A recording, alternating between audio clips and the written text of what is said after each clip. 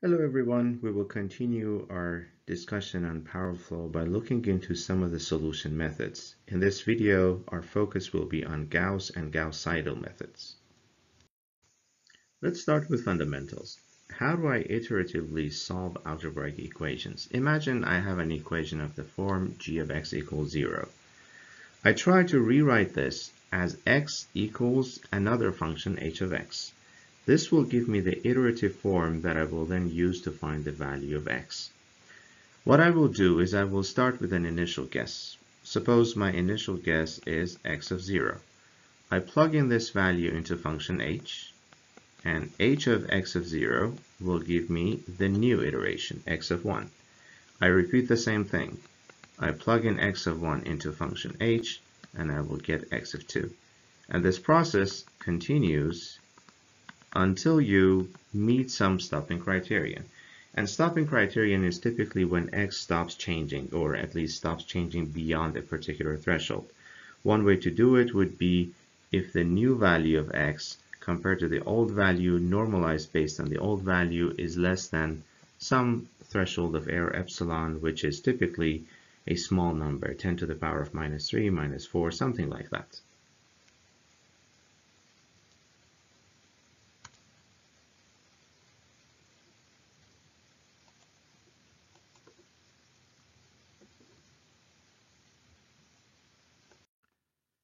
Now let's consider the case of a set of linear equations. Imagine I have n linear equations, each one in the form of a constant being equal to a linear combination of n variables, x1 through xn. If I take one particular example of this, for example, equation number k, what I can do is, just like I showed you in the previous slide, I can rewrite it in the form of x being a function of the rest of the variables. So what I'll do here is I keep this term and then take everything else to the left-hand side and divide both right-hand side and left-hand side by a of kk. So x of k will become a function of the rest of the variables. Of course, you can do this for all the variables from x1 through xn. Now, in order to solve it iteratively, remember that what we do is we take one iteration, and here I'm using the Greek letter nu to indicate iteration number nu. So we take the older values, let's say x of nu, plug in those values into the function h of x, and then this will give me the new iteration, x of nu plus 1.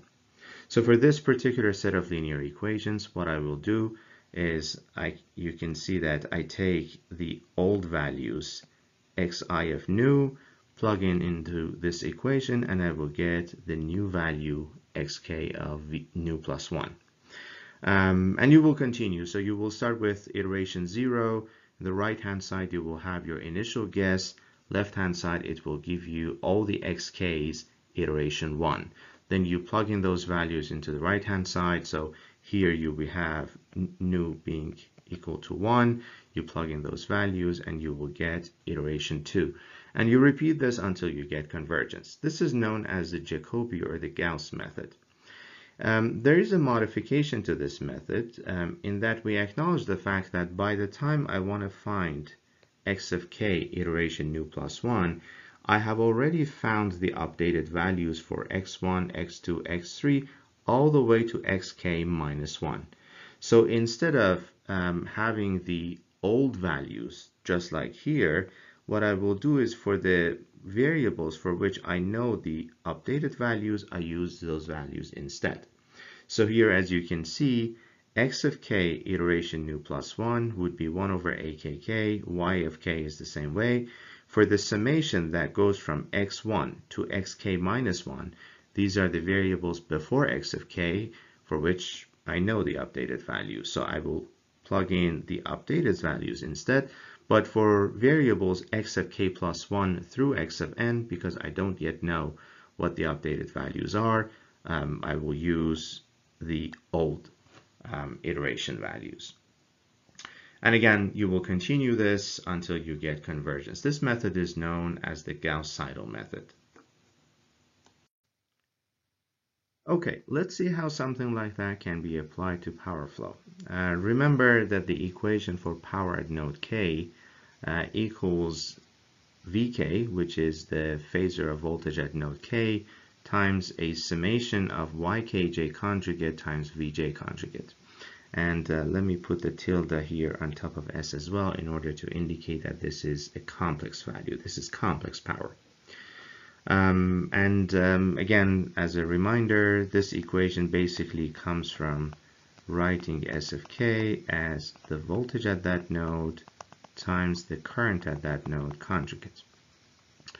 Further, remember that Ykj is the entry Kj of the admittance matrix of the system. Now, remember that in order to be able to use the Gauss technique or the Gauss-Seidel technique, if I have an equation of the form g of x equals 0, I have to write it in the form of x being equal to another function h of x. So this is what I'm going to do to this equation now.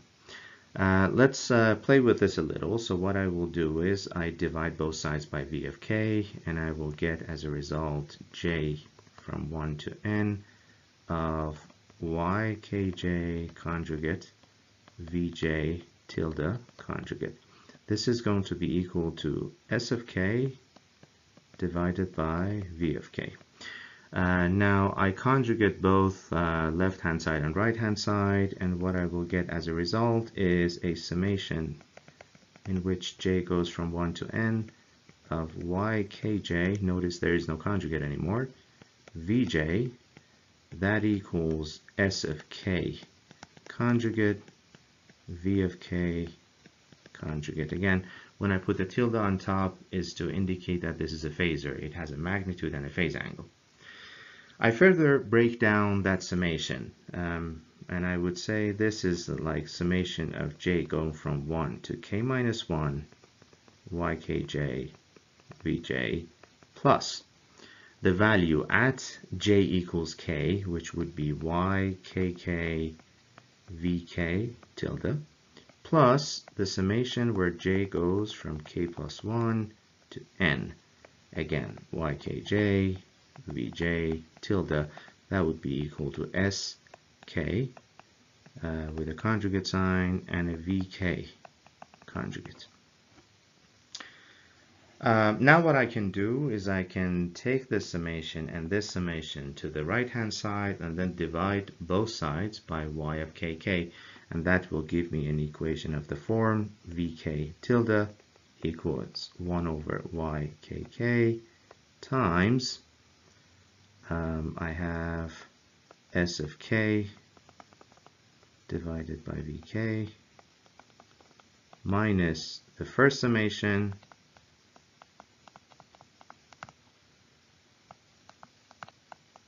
and the second summation. Ykj Vj. And here it should be from 1 to k minus 1. So now notice that this equation is of the form of this equation x equals h of x. So each of my variables, which in this case I'm only showing v of k, is written in the form of a combination of the rest of the variables. Now I can apply the same approach as Gauss or Gauss-Seidel. So again, because now I have an equation of the form x equals h of x, I can plug in the values for iteration nu in order to get the iteration nu plus 1. So notice here I have the same equation as the previous slide.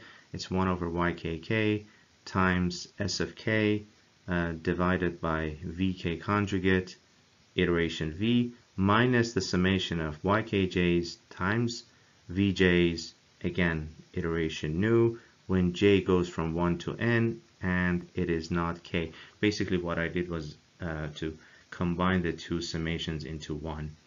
And in the Gauss method, as before, in the right hand side you have all values for the older iteration, iteration nu, and on the left hand side you get the newer iteration, iteration nu plus 1. We can do Gauss-Seidel instead, in which I know that for any node voltage before Vk, which would be V1, V2, all the way to Vk minus 1, I already know the updated values. So for those voltages, I use iteration new plus 1, but for the voltages Vk plus 1, K plus 2, K plus 3, all the way to Vn, because I don't yet know what their updated values are, I will use the older value. So this would be the Gauss-Seidel technique. Again, you will start with an initial condition and then start updating the values of Vk, replace them into the equation again to get the newer iteration, and continue until you have convergence. How would you code this in the form of an algorithm? You would start with an initial guess. In power systems, typically our initial guesses would be all voltages having a magnitude of 1 per unit and all phase angles to be 0. So usually that's what you start from. Then what you would do is use the equation I showed you before in order to update the values of voltages. Now for PQ buses, things are quite straightforward. In the previous equation, remember that here in the numerator I had S of k conjugate. So S of k is, let me write it here, S of k, which is the complex power, that would be P of k plus J Q of k. So the conjugate would be P of k minus J Q of k. For PQ buses, both P and Q are known. So I plug in these known values, these fixed values, and then I update my voltages. For PV buses, things are a little bit tricky because you know that just like for a PQ bus, where I have two known parameters, which is the active power and reactive power, for PV buses I also have two known parameters, but here I only know active power and voltage magnitude. I do not know reactive power. When you go to this equation here, you will see that in order to be able to calculate the right-hand side, you do need to know the reactive power as well. So what we do is we calculate the reactive power. Reactive power obviously would be the imaginary part of S of k, so imaginary part of S of k tilde, that would give you the reactive power. And S of k, we saw that it's V of k times I of k conjugate. So whatever values you have for V of k and I of k at that particular iteration new, you plug them in here, multiply them, whatever you get is going to be a complex value. You take the imaginary part of that, and that would be your reactive power. Notice that this reactive power, I show it as reactive power at iteration new because it's not a constant value, it keeps changing. And then I will plug in the value here. In this example, I'm showing the Gauss-Seidel technique, in which you have iteration new plus 1 for all the v's from V1 through Vk minus 1, and then iteration new for all the voltages from bus k plus 1 to n. And then we will update the voltages. However, there is yet another subtlety associated with PV buses. Remember that in PV buses, both P and V are fixed. So what that means is when you find the new value for the voltage at bus K, which is a PV bus, you only update the phase angle. You do not update the magnitude because the magnitude of the voltage is already fixed. This subtlety is not there with PQ buses. With PQ buses, both P and Q are known. You plug them in, you find the new value for the voltage of that bus, and that will be the new value both for the magnitude as well as the phase angle. You continue this process and you stop when the stopping criterion has been met. The best thing to do is to see this through an example. Imagine I have a 3-bus system in which my bus 1 is a slack bus with a known voltage of 1 with angle 0.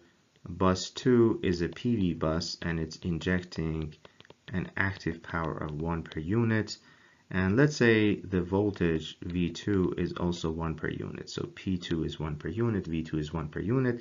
And let's say my bus 3 is a PQ bus, has a demand of 1 plus J 0.5. So P3 is 1 per unit demand, which is -1, and Q3 is 0.5 per unit, again, demand, which is -5. These are connected through mutual lines, and let's say the admittances here, that would be minus J10, minus J12, and minus J8. Notice that when you see a J, that means it's either an admittance or a reactance, or I should say either a susceptance or a reactance. When you have a minus J, that indicates an admittance or a susceptance. When you have plus J, that indicates a reactance or an impedance. So in this case, because all of them are minuses, that indicates that these are the admittance values. The first thing to do always is to create your admittance matrix. Now, this is a 3-bus system, so my admittance matrix is going to be a 3x3 matrix. Remember that the diagonal elements of the admittance matrix would be the sum of all the admittances connected to that node. So YKK, for example, is the sum of all the admittances connected to node K. And off-diagonal elements are the admittances connected between node, let's say, K and node J with a negative sign. So let's do it for this example. Y11, that's the sum of all the admittances connected to node 1. As you can see, it's a negative J10 and a negative J8. So that would be a negative J18. Y12, that's the negative of the admittance between buses 1 and 2. The admittance between the two is minus J10. Negative of that would be J10.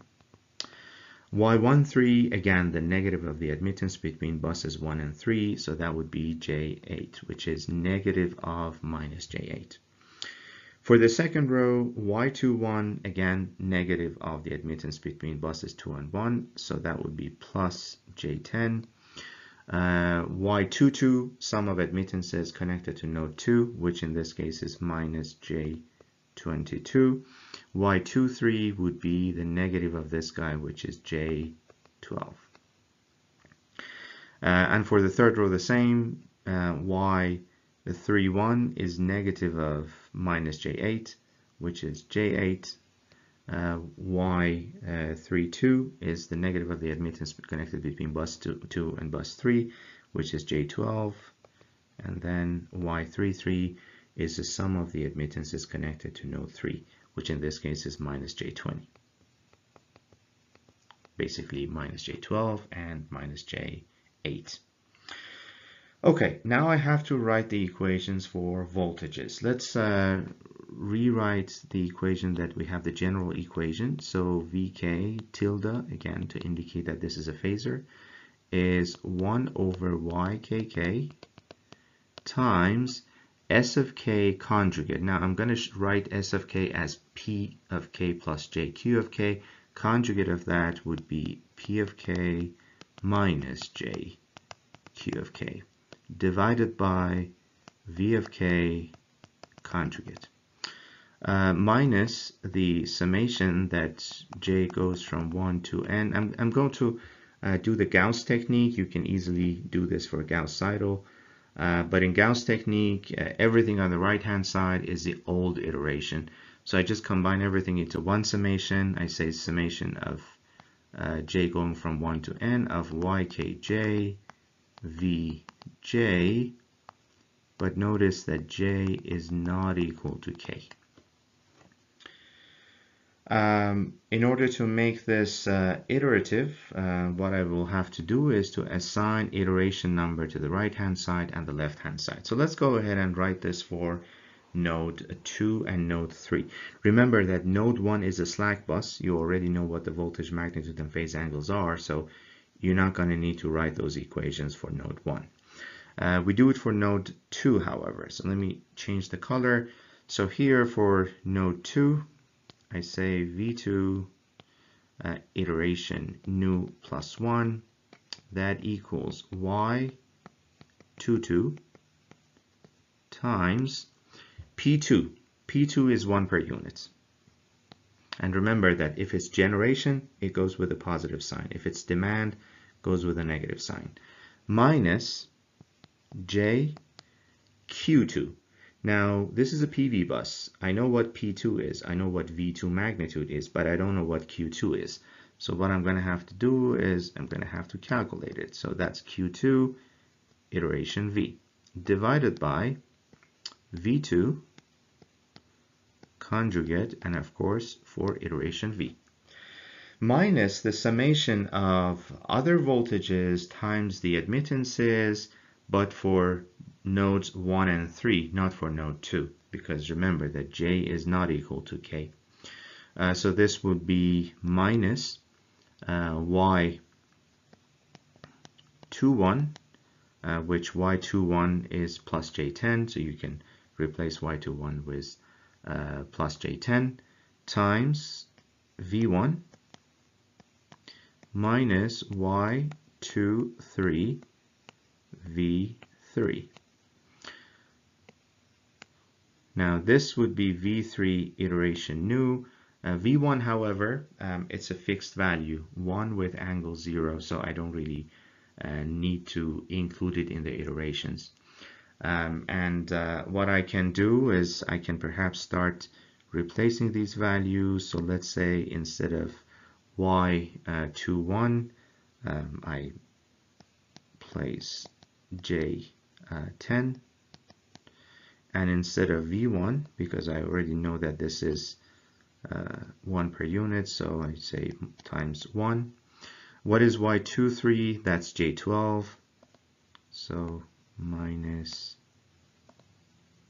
J12.